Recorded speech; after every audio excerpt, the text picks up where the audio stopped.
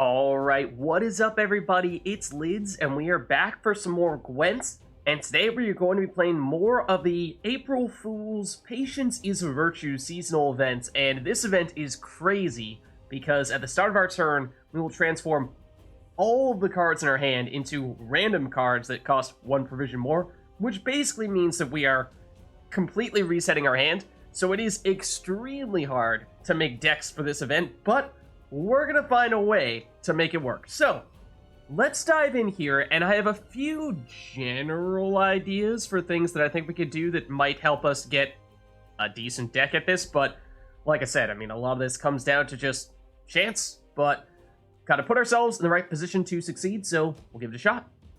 Let's make a new deck here, and let's go with the one that's most similar first, and I think what we might want to try here is if we actually go with Tactical Decision.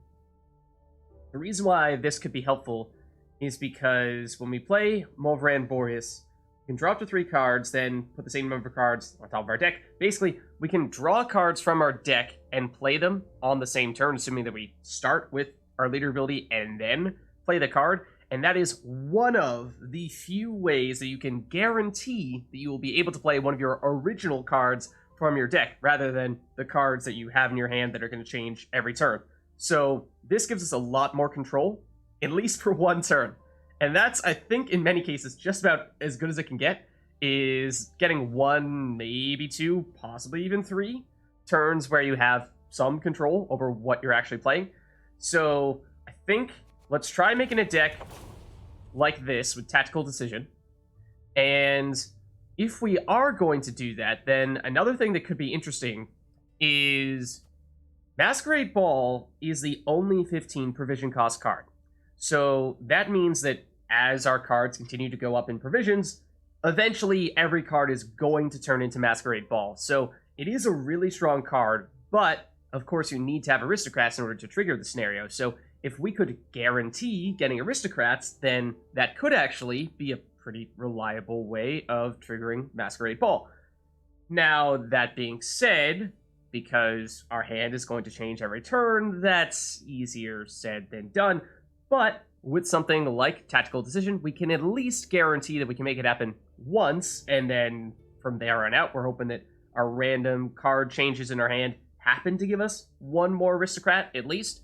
So, I think maybe we try going with that here, and we'll just see how this plays out. So I'm gonna throw together a bit of a deck here, and I mean, most of the cards, to be honest, are not going to matter much because they're going to change. But similar to our previous deck, I think we're probably going to do a lot of Assimilate.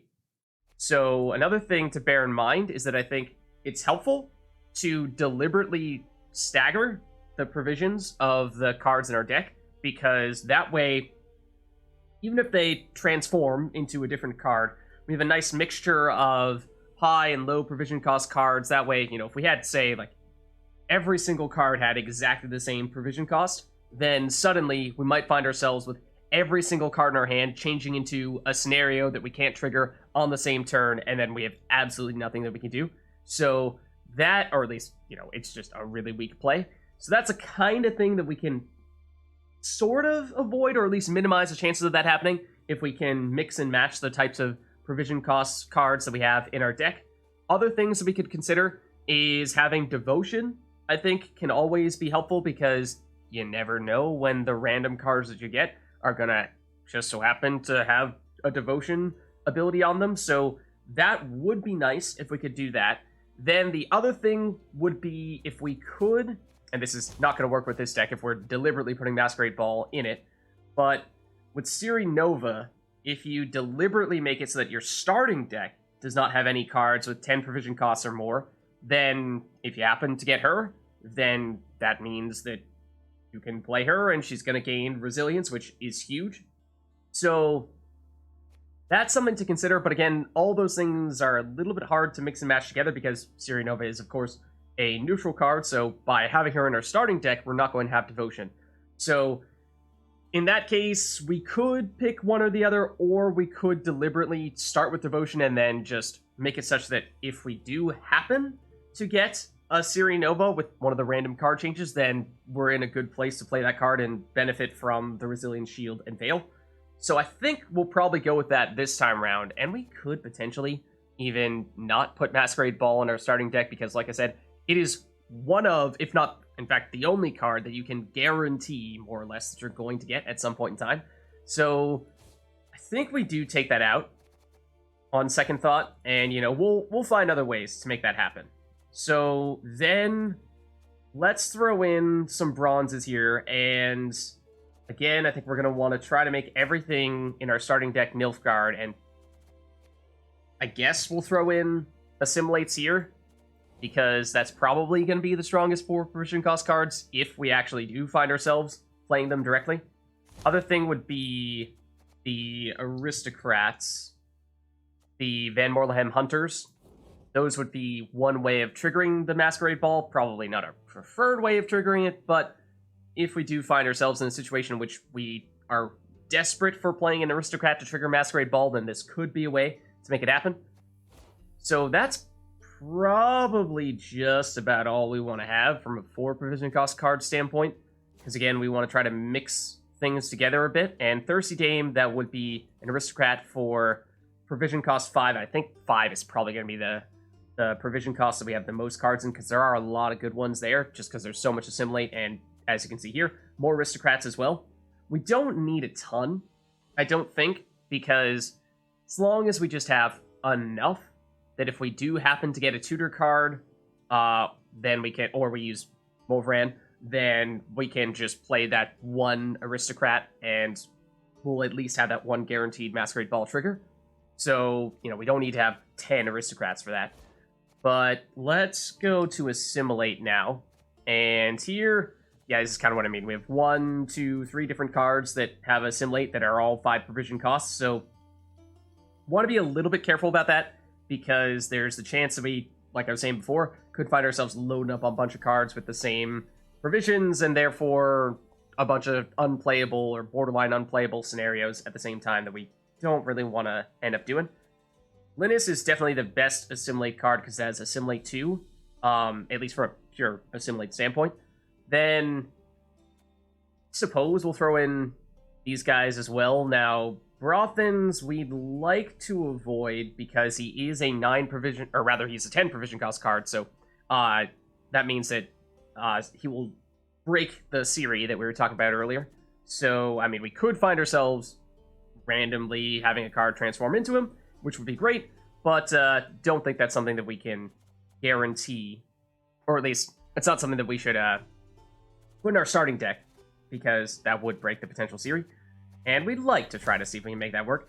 Other thing, though, is if we do find ourselves randomly getting a Brothans, then of course Brothans, if we just go back to him for a second, he does, of course, create and play a bronze disloyal unit from our starting deck, so that does mean we should make a point of having at least 1 bronze disloyal unit in our starting deck.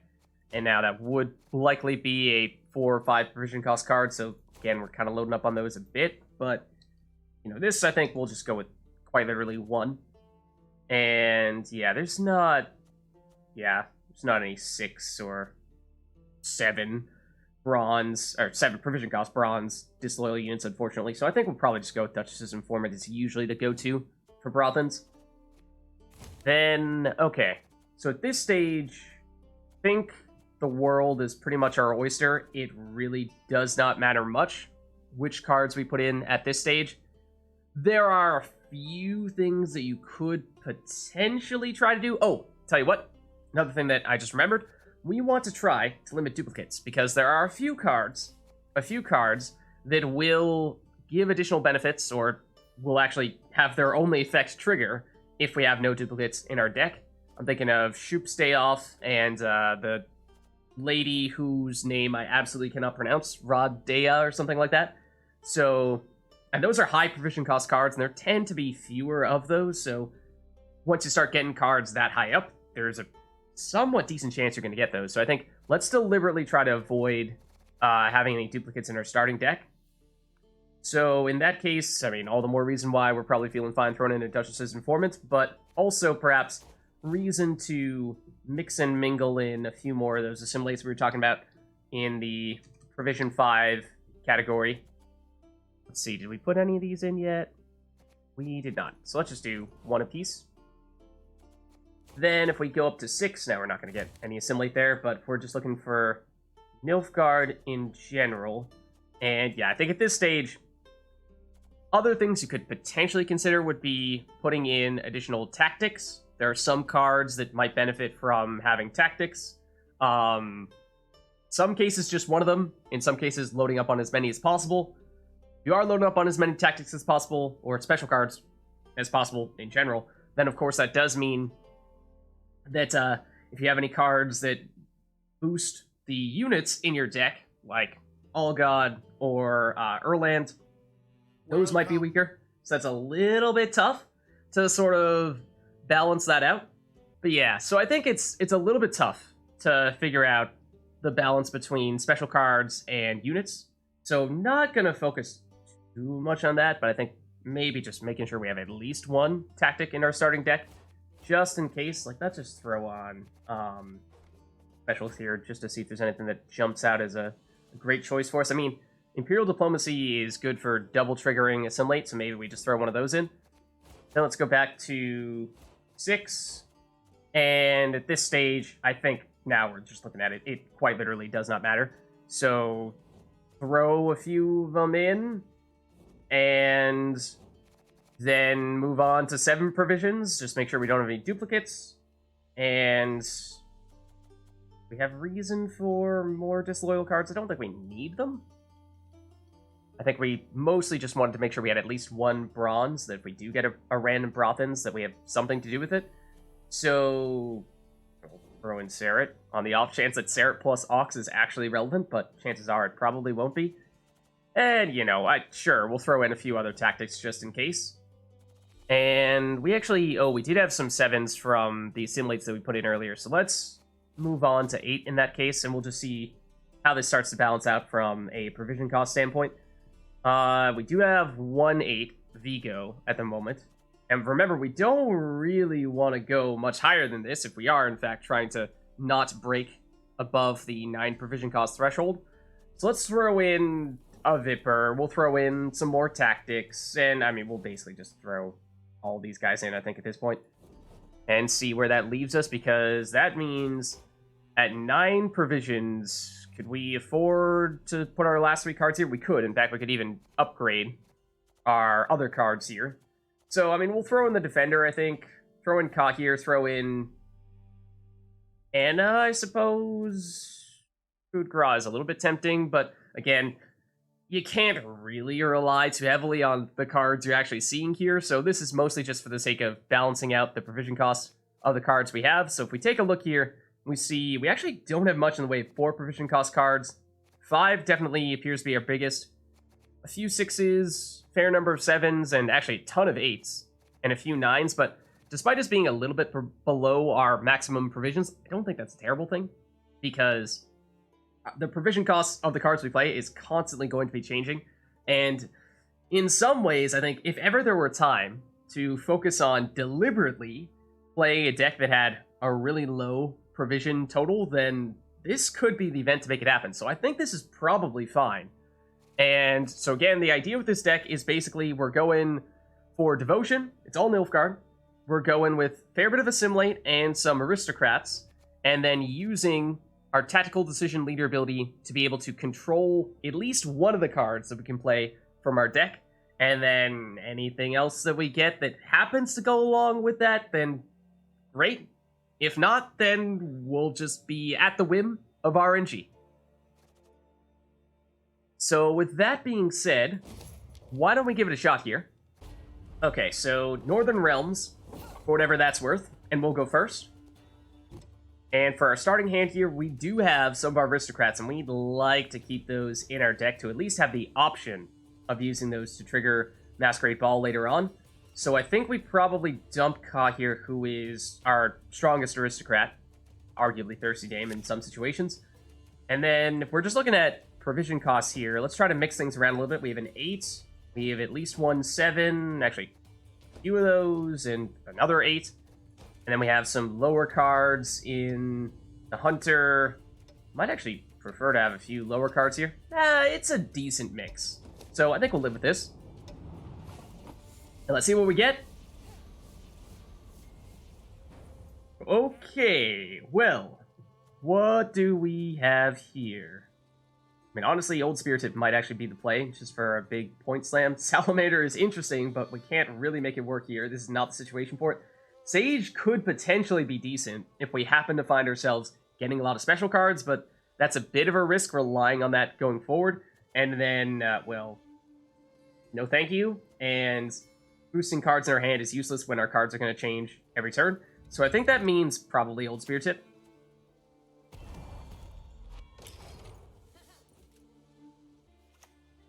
Okay, well, Amphibious Assault is fantastic.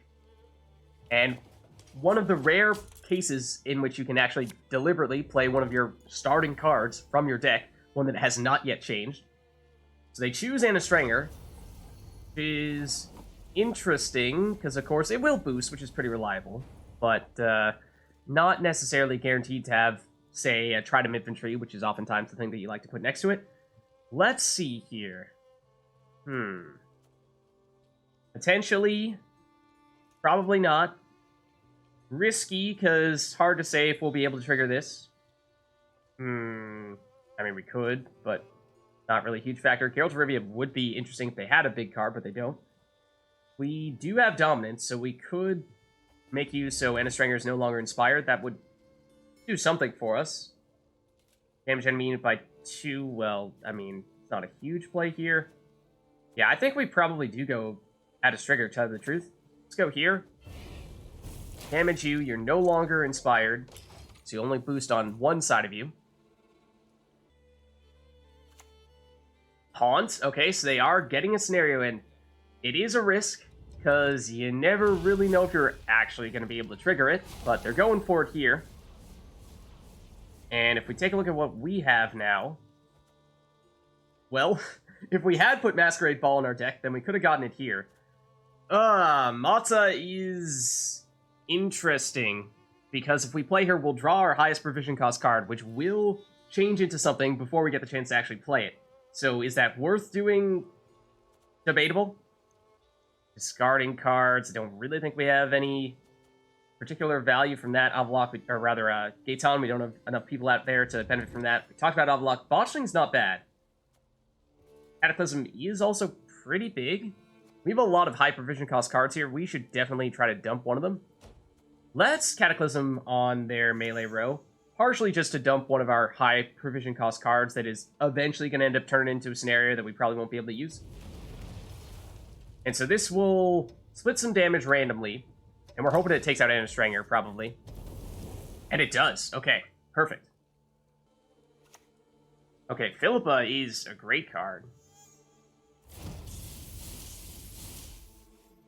And we technically no longer have Dominance, for whatever that's worth. Let's see. Oh, look at this. Play the top 2 cards from our deck. One of the rare opportunities to directly play a card from our deck. And it is also one of our higher provision cost cards that we would like to play soon. So this is very tempting. Anything else that we'd like to do instead? Well, no thank you. Probably no thank you, although we could trigger the Death Blow. Not that that does too much for us. If we had a Northern Realms deck, then that could have been nice. I find it hard to do Syndicate because I feel like you really need to go all in on the coins. Otherwise, it's just not really going to work for you. Let's play Roach, and we can also play him in this row and potentially, you know, get rid of the damage that he would be dealing. Now, of course, we have the card that was specifically here to trigger Assimilate, which is not really helping us on this occasion when we don't have any Assimilate cards out here. Let's get you. I mean, not that that's going to do much. Okay, well, there's an Assimilate card. So, okay, I guess Order of Operations was such that that did actually trigger Assimilate at least once, and should trigger from here on out for all of our remaining cards, so this will become pretty big. Oh no, Cahir! What? How dare you? Let's see what we get. Well, we did get Gaunter Odin, who could, with an extra turn, eventually destroy Cahir, which might be worth doing. You're a 10 provision card. Just taking a look at how our provisions are stacking up here. Uma's Curse might be our highest cost card. Oh no, Amphibious Assault is, but this is kind of the situation we find ourselves in. We can't do this right now, or at least it does precisely nothing for us. And so that kind of hurts. And then next turn, if we wait, it's going to turn into likely a scenario, or maybe Vi. I think we go with Gauntro Dim here, though. Let's do this and try to get rid of Cahir. Because, yeah, as we get our Assimilate boosted, Cahir is going to get boosted as well, and that's going to be a bit of a problem. Okay, well, now you have a defender out there. Going to put it in the row where it's going to take some damage. I mean, probably just because that's where all your units are, right? But interesting. Okay, so we have some very interesting options here. Here's Feign Death, as we anticipated, getting a scenario that we are in all likelihood going to find it very difficult to actually trigger. Of course, we happen to have an elf in our hand right now, but that's not going to be the case next turn, or at least we have no idea if it will be. Portal's another interesting one. This is pretty late to play it, but it would summon our Assimilates, which I do like. I think we might actually go for that. This is 12 provisions compared to 10. This one's going to go to Masquerade Ball next turn, and then S will also go to 12. I think we do this. Huh?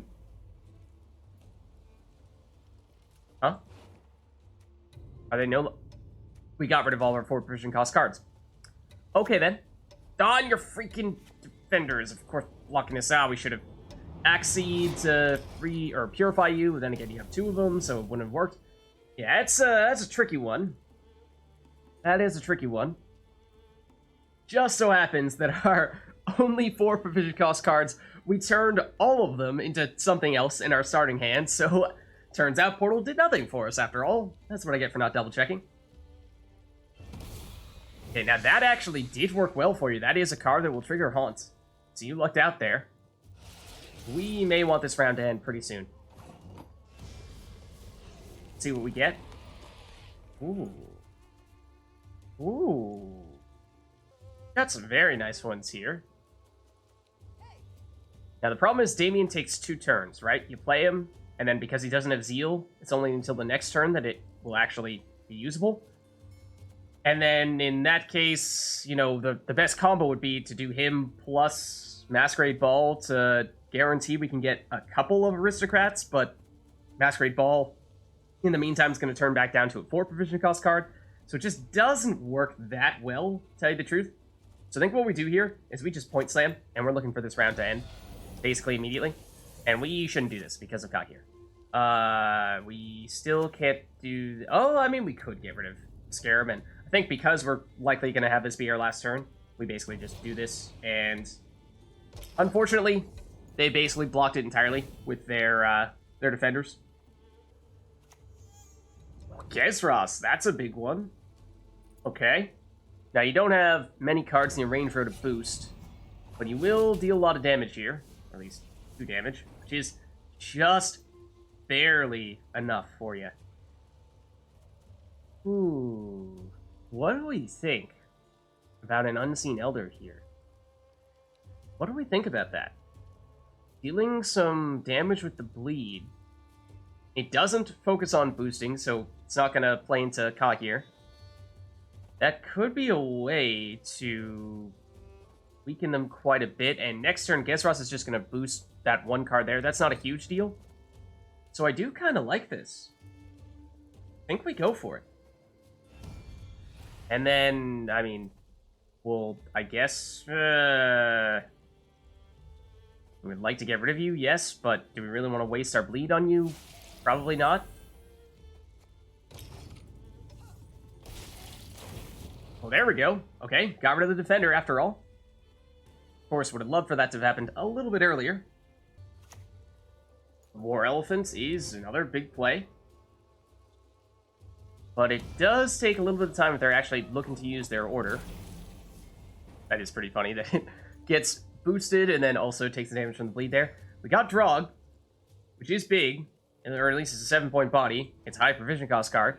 So it is almost certainly the card we want to play this turn, because otherwise we would likely find this turning into a scenario. But does that change much? It gets us up to, what? 43, and then Unseen Elder will continue to do his bleeding thing, which does give us some long-term value. They'll get 1 point out of Gezras dealing damage to Gaunter, assuming we play you in the range row, so I think we do still benefit from doing this. Again, of course, not knowing what their next card will end up being, but also, we do get Kidwinning Revenants out of it, and actually, with 2 damage, we could turn Verdant Roach into another Revenant. So that's something. Okay, they will use that ability there. Actually, fortunate that we didn't apply the bleed to any of the units adjacent to that War Elephant, otherwise they could have just completely gotten rid of that bleed. Now they have a Drog of their own. Okay, and that actually didn't turn Roach into a Revenant? He's a human, is he not? Strange. Okay. But now then, we have Half-Elf Hunter, which is what, a 6-point play here? Then the Revenants, and we're behind by 3. I mean, it's close. I'm not sure we're necessarily going to have it here. I think it's probably not going to quite be enough, but at the very least, we are going to force our opponent to play a card, so let's go for it and see what happens. And then definitely want to do this. Now, if we had just a little bit more damage, we could have potentially gotten rid of Gezras. This would have been nice, but not going to happen here. Would even consider a leader ability, but I don't think we go for it. Let's try saving it. And of course, no tactic, because again, Cahir. And they're consuming that guy, which, I mean, he is fortunate. They got Masquerade Ball. Well, doesn't do much for you here. We actually would have benefited from it a lot if we were able to combine it with Unseen Elder. And we had the option of playing it earlier. Of course, we had no idea we were going to end up getting Unseen Elder. And they're going to use their leader ability here. Okay, that will be enough for them to take round 1. So, well played, especially once they get this card back from their graveyard. Okay, and we got 3 interesting cards. Then again, they're all going to change into something entirely different. So, I mean, they are pretty good provision costs if we're looking at that. Glynnis, 7 will get bumped into an 8. War Council, 8 to a 9. And Vypper from 8 to a 9 as well. So, this is going to be a short round, and we are going to need to win it. So, that's not bad. I think we might even stick with this, because remember, we don't have any cards that are above 9 provisions. So, this is almost as good as it gets, especially for a short round like this. Now they might dry pass, or they might just go for it all on even cards here. Probably depends on what they have in their hand right now. They're going for it.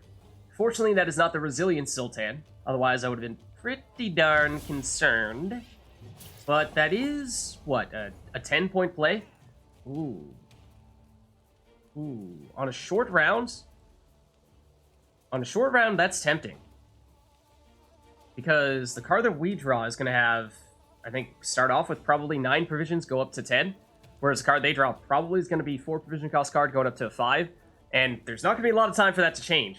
So I think we can get a pretty significant benefit out of that. Now, of course, ideally this would be maybe the card that we play next turn, but we're not going to have you next turn. So I think we go for it. Let's do it. Okay, yeah, and it is 9 provision cost card. Now, do we want to... Tactical decision? I don't think so. I don't think so. Okay, Amphibious Assault is fantastic. That hurts. This is going to be a strong play here. A 20 Knight is going to turn into a 12. And... Ooh. Do we have a Witcher card in our deck? I'm not sure. Well, we have Auckes. And we have you. That would have been a great opportunity for one of the series that we were considering putting in, but we said, no, we don't want to do it because we want to have Devotion. But this is exactly the tutor card that we would have liked to have had for that. So, what do we think about either of these guys? Auckes, is there something we'd like to lock? I mean, not really. This is slightly higher point total. Actually, Vypper Witcher Mentor, Adrenaline 2, would trigger. Oh, I think we have to go for that, right? I think we go for that. See what we get. Okay, we're in business now. Now, of course, Detloff was also potentially going to be a good play here, but he'll be an 11-point card, or 11 provision card, then 10 provision card here, so we have some good cards remaining. They're going to pass. Okay, fair enough. And we're just looking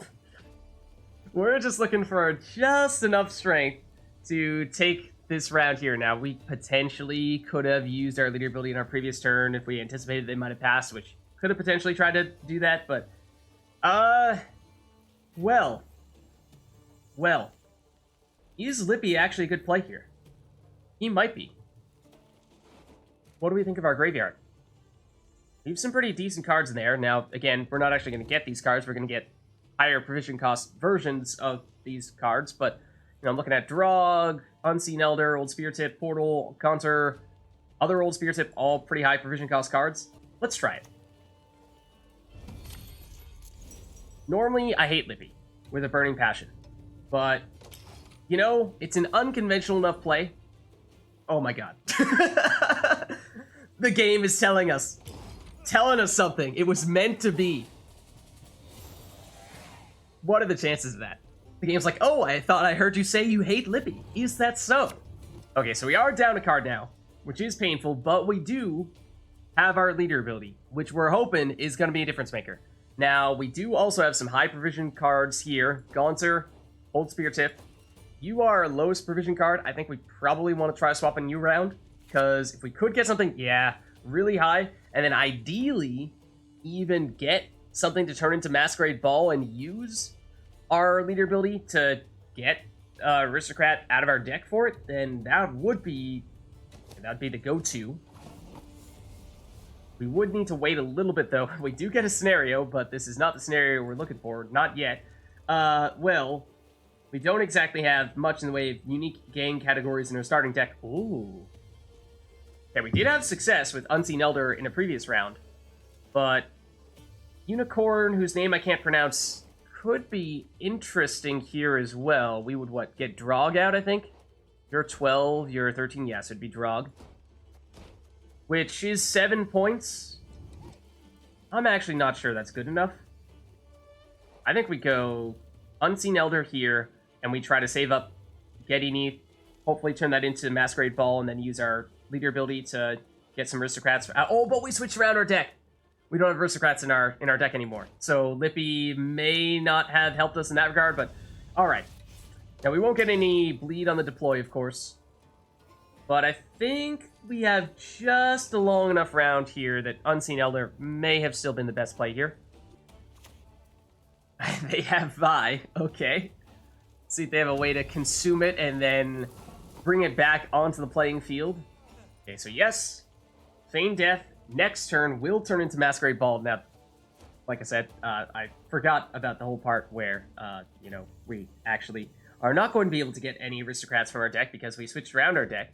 So that plan was pretty faulty, on second thought.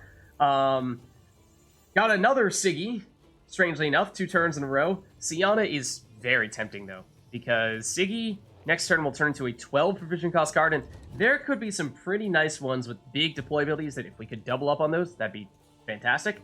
So it's a risk, because we don't know what we're going to get in our next hand, of course. Although, technically this is a deploy ability here. We could use it on Morvran, but I think we save it. That's our backup, I suppose. We play Sienna here, and just Sienna. We see what our hand turns into on our next turn, and if we don't have anything with a good deploy ability, then we might use it on our Morvran. Okay, they got Osrel. Now, I don't remember if there are any good cards for them to consume with it. There's got to be... We had an Old Spear Tip, right? Or they might have. Okay. Oh, we put ours back in our deck, though, so they couldn't seal it. Okay, so here is Masquerade Ball. But, like I said, we actually don't have a way to get Aristocrats out of our deck. Unless if we did Morvran into Imperial Diplomacy and we happen to get... but it's opponent's faction, right? And they're Northern Realm, so it's not going to happen. Yeah, I mean, this is really interesting, too. Card from their opponent's graveyard with 9 provision costs or less. If we could get, somehow, Masquerade Ball down and then still have this card in our hand on our next turn to get the Thirsty Dame, which we can't do because that's going to change, then that'd be amazing, but we can't. What if we do Philippa is 12? No, it's not going to work. Running out of time. I don't think we're going to have anything that works with Sienna, but we're going to do it anyway.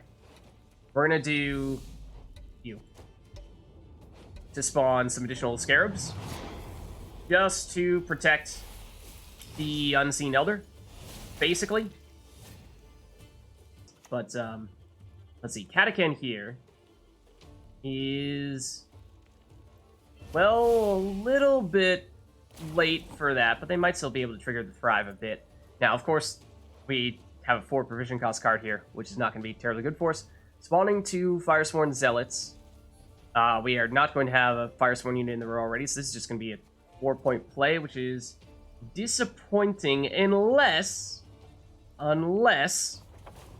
we go with the last-minute leader ability. I mean, we'll row stack, sure, why not? And then, what do we like here? I think I like Ada better than all of you. So let's play you instead. And do we have dominance? We do not. No! Darn it. Okay, so it's slightly worse. But let's just hit, I don't know, not the Thrive unit. Guess Vi. Although that makes it a little bit easier to actually damage it and get back into your deck, so sure. Temple Guard is not a huge play here, but they don't need much to catch us. Now, fortunately, Unseen Elder will continue to deal some damage, even though we've already passed. So that might be just enough. Ah, Old Spear Tip is huge, though. That will do the trick for them. They will take it. Fun match for sure. You just never know what's going to happen, right?